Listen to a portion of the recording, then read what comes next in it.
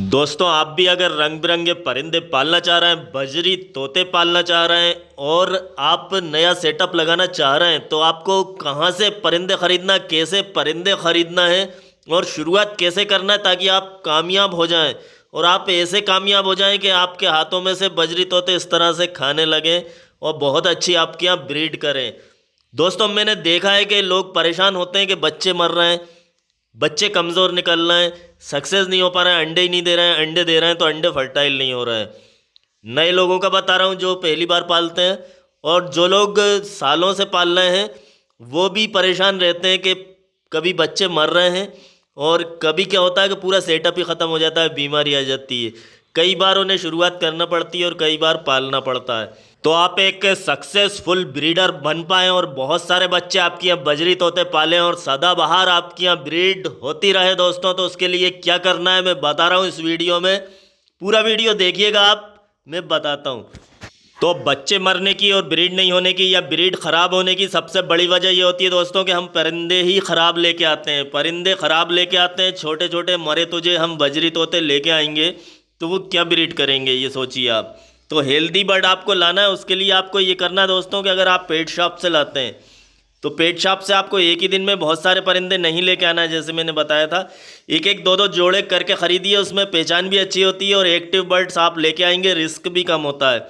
Risk ऐसा कि दो जोड़े लाए तो उनको अलग रख दिया, उसके बाद फिर 15 दिन के बाद दो जोड़े लाए तो उनसे उनको अलग रख दिया, एक साथ नहीं छोड़ना है, बीमारियां आती हैं बहुत सारी। अब बात करते हैं कहाँ से लेना है, पेट शॉप से या ब्रीडर से। तो दोस्तों कहीं से भी ले सकते हैं आप। ब्रीडर अगर भरोसे का है तो ब्रीडर से ले लीजिए आप, और पेट शॉप से आपको अच्छे और ख़राब दोनों तरह के बर्ड्स मिल सकते हैं। काफ़ी कुछ डिपेंड करता है कि आप पहचान के लें, अच्छे बर्ड लें, है ना। और ब्रीडर से लेंगे, अगर ब्रीडर जैसे आमतौर से धंधे के तौर पे देगा तो कोई भी अच्छा तो बर्ड आपको देगा नहीं जो ब्रीडर पेयर अगर देगा तो। इसलिए ब्रीडर भी पहचान का होना चाहिए और आपके भरोसे का होना चाहिए।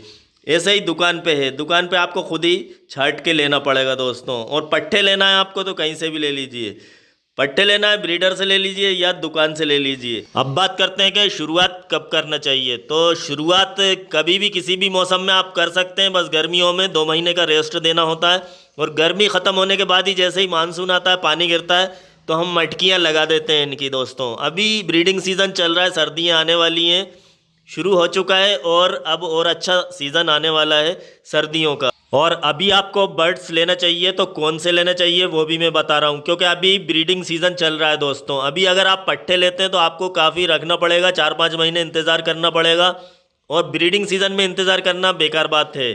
तो अभी आप लीजिए ब्रीडर पेयर, ब्रीडर पेयर ही लीजिए अभी आप। और ब्रीडर पेयर ऐसे है कि पेयर बना बनाया ना भी लें आप, ज़रूरी नहीं है। बजरी तोतों का जोड़ा बहुत जल्दी लग जाता है, बस हेल्दी बर्ड ले लीजिए आप।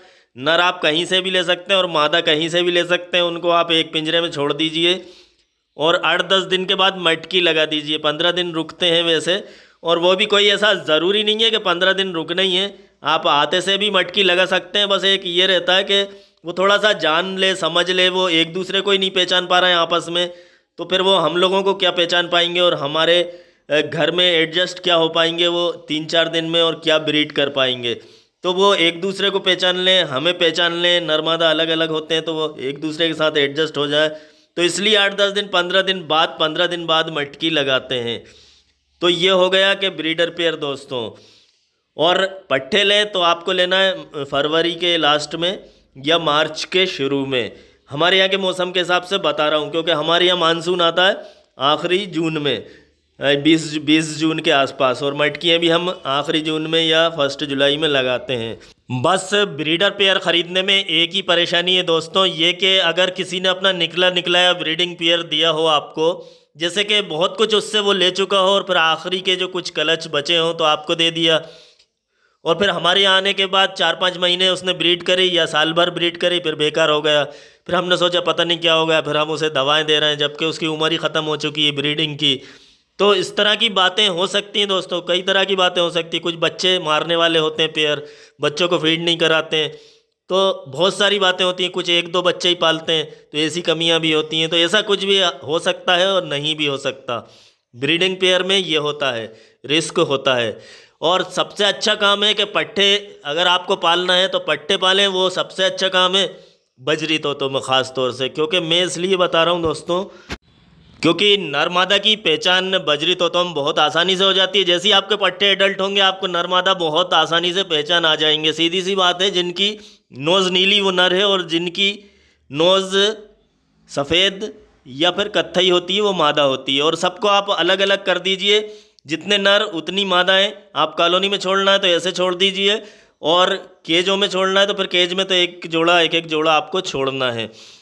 तो दोस्तों ये हो गया। अगर आप लव बर्ड वगैरह या कुछ और लेते हैं तो उसमें नर मादा की पहचान मुश्किल होती है। जैसे लव बर्ड की हड्डी से पहचानते हैं, या फिर डीएनए कराओ, बहुत कंफर्म करना है, बहुत सारी पहचानें होती हैं अलग अलग तरह की।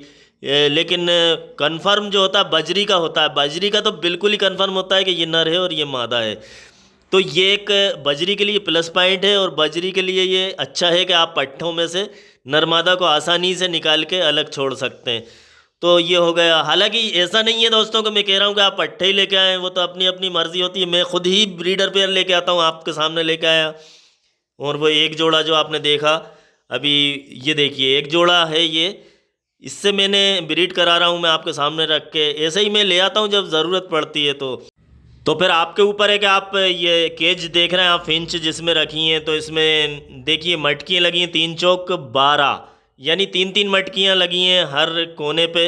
आप ऐसे भी लगा सकते हैं मटकियाँ, और 3x4 का केज है ये, इतना बड़ा केज भी आप रख सकते हैं। और ये एक छोटा केज है, इसमें सिंगल पेयर रख सकते हैं।